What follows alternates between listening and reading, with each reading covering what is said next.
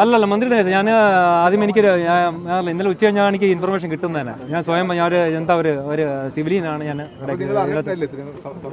സംഭവം അറിഞ്ഞിട്ടുണ്ടായിരുന്നില്ല. പെട്ടെന്ന് NDRF ഇവിടെ വന്നതിന് ശേഷമാണ് ഞാൻ ശരിക്കും അറിയുന്നത്. ഞാൻ അവരവിടെ അപ്പോഴത്തേക്കിനെ അവിടുത്തെ 4th battalion 2th battalion officer ഇൻചാർജുള്ള ആൾ നമ്പർ എടുത്ത് പുള്ളി ഇന്നലോട്ട് കോൺടാക്ട് ചെയ്ത് പുള്ളി ഒരുപാട് കാര്യങ്ങൾ ഇംപ്ലിമെന്റ് ചെയ്യാൻ ഇങ്ങനെ ചോദിച്ചുകൊണ്ടിരിക്കുകയാണ്. പുള്ളി അദ്ദേഹത്തെ പോയി കാണാൻ ഒരുപാട് നേരം കൊണ്ട് തിരക്കുകയാണ്.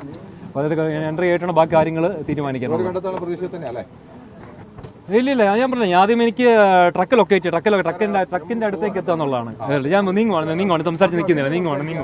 രക്ഷാപ്രവർത്തനത്തിന് വേണ്ടി കൂടുതൽ ആളുകൾ എത്തിച്ചേരുന്നു എന്നതാണ്. ഇതിനു മുൻപ് ദുരന്ത മുഖങ്ങളിലൊക്കെ പ്രവർത്തിച്ച് പരിചയമുള്ള സന്നദ്ധ പ്രവർത്തകർ കൂടി രക്ഷാപ്രവർത്തകർ കൂടി സ്ഥലത്തേക്ക് എത്തിച്ചേരുന്നു എന്നുള്ളതാണ്. അത് അങ്ങനെ ഒരു ആളുടെ പ്രതികരണമാണ് നമ്മൾ കേട്ടത്. അതായത് ട്രക്ക് ലൊക്കേറ്റ് ചെയ്യുക എന്നതാണ് ഏറ്റവും പ്രധാനപ്പെട്ട കാര്യം എന്നതാണ്. അദ്ദേഹം ആ സ്ഥലത്തേക്ക് പോവുകയാണ്. നേരത്തെ ഉത്തരാഖണ്ഡിലടക്കം പ്രളയമുണ്ടായ സ്ഥലങ്ങളിൽ ദുരന്ത ഭൂമിയിൽ രക്ഷാപ്രവർത്തനത്തിൽ ഏർപ്പെട്ട് പരിചയമുള്ള വ്യക്തിയാണ്. അതിൻ്റെയൊക്കെ ഒരു മുൻ അനുഭവത്തിൻ്റെ അടിസ്ഥാനത്തിലാണ് ഇവിടേക്ക് കൂടി വന്നിട്ടുള്ളത്. അങ്ങനെ കൂടുതൽ പേർ എത്തിച്ചേരുന്നതോടുകൂടി രക്ഷാപ്രവർത്തനം കൂടുതൽ ഊർജിതപ്പെടുത്താൻ കഴിയും എന്നൊരു പ്രതീക്ഷ തന്നെയാണ്. അതിനെ